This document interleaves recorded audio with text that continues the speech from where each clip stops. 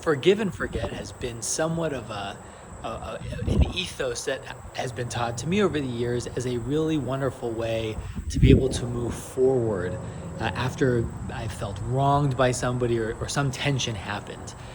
So imagine if the forgive and forget model was forgive, but then once a year, in excruciating detail, everybody told the story of the bad thing that happened. Or even once a week, there's some sort of like a reference that you make to that bad thing that happened.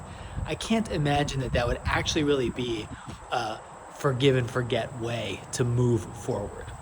But in this week's Parshat Ki Teizei, there's actually an aspect of that which is a profound understanding of the way in which we have to learn to move forward.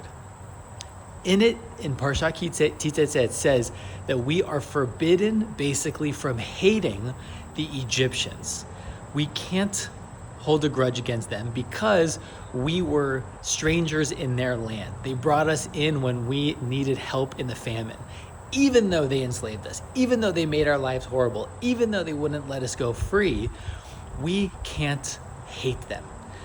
But it's also a commandment to tell the story of the Exodus from Egypt every year in Passover, and even every Friday night at Kiddush, there's a reference to the Exodus from Egypt. So what's the lesson here?